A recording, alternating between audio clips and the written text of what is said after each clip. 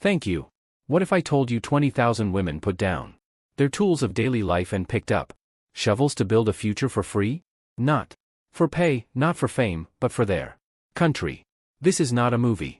It's Burkina Faso today, and you're about to witness something extraordinary. In the heart of West Africa, a silent revolution is unfolding. Not with guns, not with protests, but with bare hands, wheelbarrows, headscarves, and an unbreakable spirit.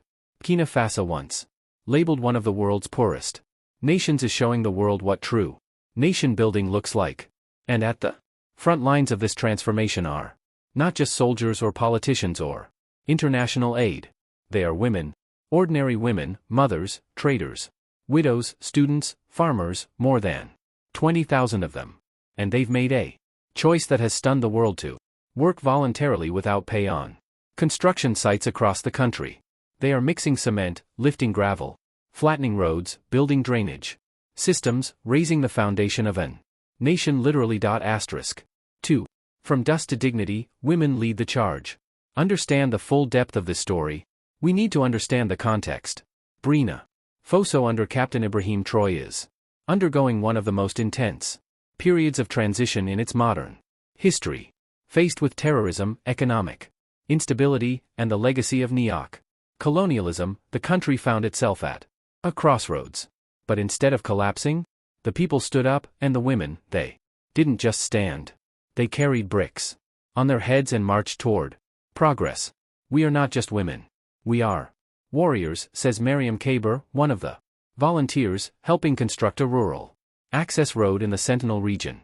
What the women are saying: I don't need to be paid. My pay is seeing our children go to school safely. Asoda, 39, mother of 5, from Wahiguia. This is our country. No one will build it for us. It's our blood that will mix with the cement if it must. 40, 24, student turned volunteer. If the president can risk his life for our future, we can at least give our time for the roads. Yvette, 62, grandmother. This is the mindset of a people awakened from the dusty roads of Kayatu, the farmlands of Banfura. These women are involved in various nation-building projects, rural and intercity roads, connecting isolated villages to towns for the first time in decades, school fences and compounds, making it safer for children, drainage, economic resistance through development, systems preventing deadly floods during rainy season, public sanitation zones, ensuring dignity in neglected communities. Each project is tied directly to development, but more importantly, it's tied to dignity. They are not building roads. They are building hope. Let's pause here and analyze this with the lens of economics. In any normal system, labor is expensive. Governments rely on taxes, aid, or loans to fund infrastructure. But in Burkina Faso, something new is happening. Voluntary civic labor, inspired not by coercion but patriotic commitment, has drastically reduced the cost of public works. Roads that would have cost billions in CFA are now being constructed at a fraction of the cost. Imagine the economic ripple effects. Budget savings are redirected to education, defense, and health. Public morale increases. Corruption is cut off. When people see what's being built. 4. Independency is reduced. This is not just labor. This is resistance through development. None of this would be possible without a national vision, and that comes from the top. Captain Ibrahim Traoré, seen by many as the people's leader, has sparked a wave of grassroots patriotism. Since taking over in 2022, he has pushed for sovereignty, security, and African dignity. His speeches often end with the same message: we will build this country with our own hands. And echoes of Sankara, the legacy lives on. Burkina women have responded literally. Traoré has not begged international donors. He has not waited for France. He has not turned to the IMF with a begging bowl. Instead, he has turned inward to the soul of the Burkina people, and they have answered the call. At Afriq Vibe News, our mission is to showcase the stories that global media ignores, the stories that prove Africa is not just surviving but thriving. This movement in Burkina Faso isn't just about building roads. It's about reclaiming agency. It's about restoring the dignity of African labor. It's about rewriting the narrative. And that's why you, our audience, need to hear this. Because this story is not just about Burkina Faso. It's about what's possible across Africa. To understand the full weight of what's happening in Burkina Faso, we must go deeper beyond the images of women lifting bricks and smoothing gravel. We must go back into Burkina Faso's history, to a time when the soil was soaked not just in labor but in sacrifice. This isn't the first time the Burkina people have risen up to reclaim their future. In the 1980s, a young revolutionary named Thomas Sankara dared to dream of a self-reliant Burkina Faso. He planted trees. He vaccinated millions. He refused foreign aid with conditions. And what they're building: roads, safety, empowerment. Above all, he empowered women. You cannot carry out fundamental change without a certain degree of madness. Thomas Sankara, that same energy, the madness of hope, the courage to believe in us, is what we see today in these 20,000 women. Many of them never met Sankara. Some weren't even born when he was assassinated. But his spirit never left. And now, under the leadership of Captain Ibrahim Traoré, that spirit is being revived. A new chapter is being written, one brick at a time. You might imagine volunteers in construction to be trained engineers or government workers. But here's the reality. Some are market traders who sell tomatoes by day and shovel sand at dawn. Others are nurses who leave the clinic to mix concrete after hours. There are grandmothers who say they're too old to fight with gums, but not too old to fight with their hands. What are they actually building? Let's break down the projects that these 20,000 women are involved in. Reconnecting communities. Many villages in Burkina Faso were cut off by poor roads, terrorism, or simple neglect. The women are helping build new rural roads in provinces like Nagna, Bam, and Zond.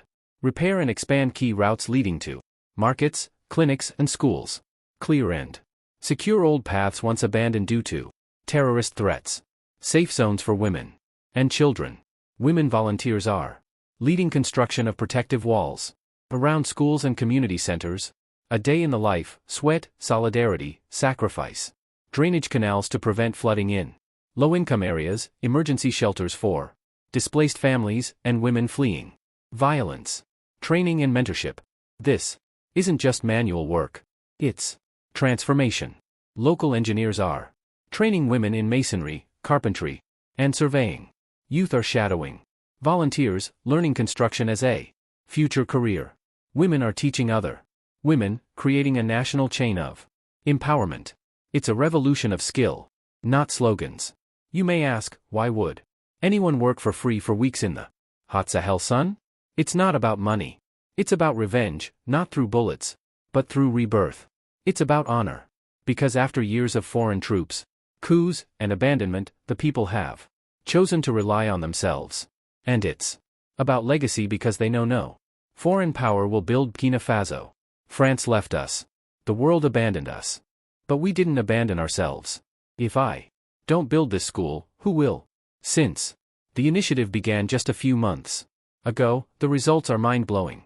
Over 350 kilometers of rural road constructed or rehabilitated.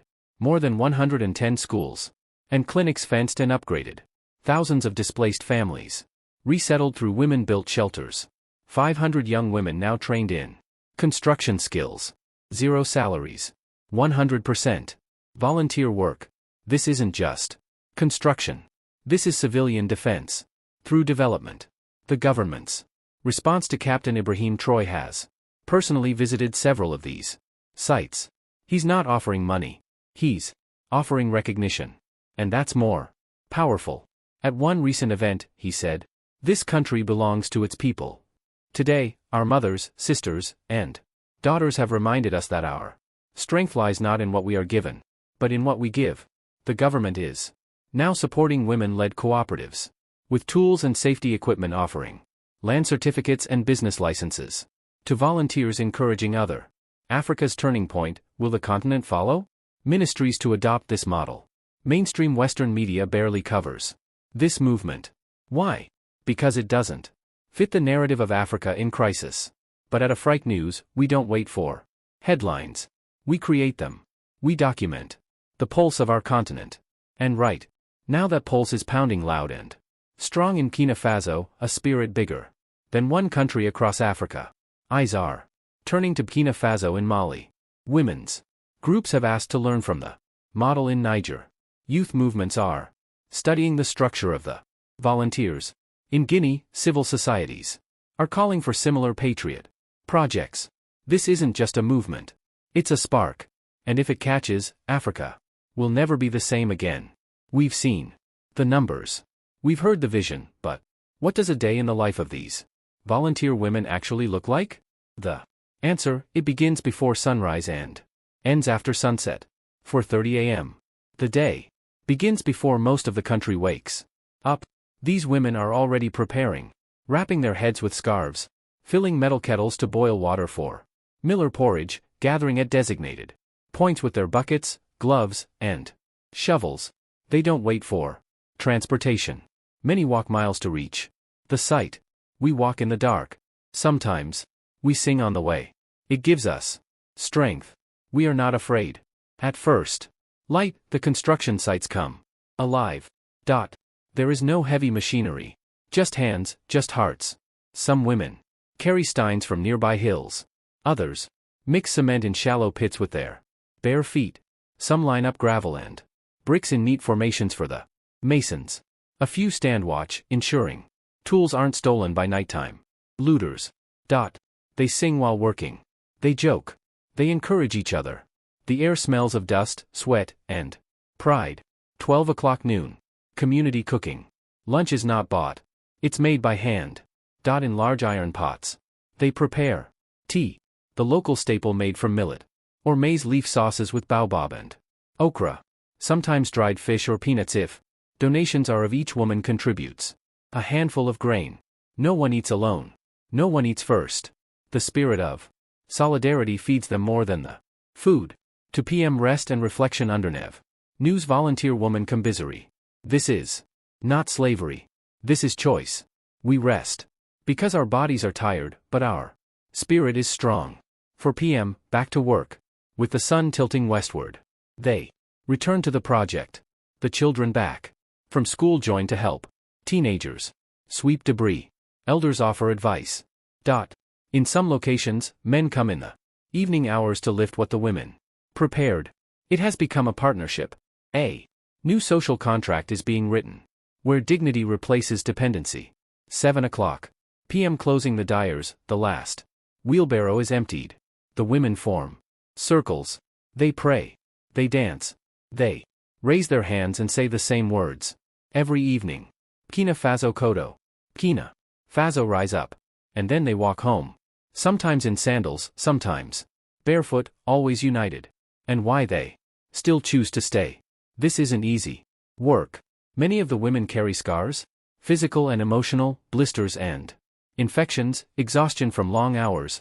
Children left with neighbors or elderly parents. Some husbands disapprove, others support. A few join in woman volunteer. Kaya. My husband first said, "Are you mad?" But when he saw me on TV mixing cement, he said, "Maybe your madness is the kind we need in a region where women have often been treated as background labor." This movement has thrust them into center stage. What's happening in Burkina Faso today is not just volunteerism. It's the redefinition of womanhood in West Africa. From unpaid domestic roles to voluntary national architects. From being victims of violence to vanguards of peace. From being unrecognized citizens to guardians of sovereignty. The impact goes beyond construction across radio stations, schools, and masks. People now say it was the women who saved Burkina Faso. If this story has touched you, share it. If it has inspired you, comment below. Tell us, what would you build for your country if money wasn't the reason, only love was? And don't forget to subscribe to Afriq Vibe News, where the soul of Africa has a voice.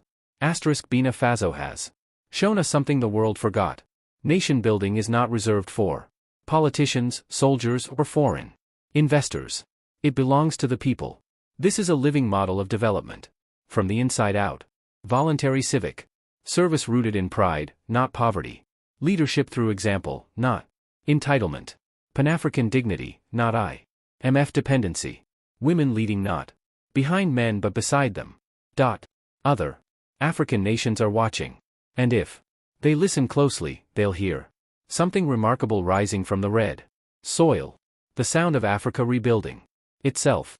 One road, one hand, one woman at a time at Afriq Vibe News. We don't just report stories, we celebrate movements. This is not just news. This is history in motion. Burkina Faso has spoken. The question is, will Africa answer? Like, share, subscribe, tell us in the comments. What does building your country mean to you? Would you volunteer if your future depended on it? Tag a woman who inspires you. Share this video with someone who still believes change is impossible. To the women of Burkina Faso, we see you. We honor you. You are the foundation not just of your country, but of a continent rising from its own dust. To Africa, it is time. We stopped waiting for heroes because they're already here. And many of them wear wraps, not capes. This has been a special feature from Afriq Vibe News, where Africa tells her story with her own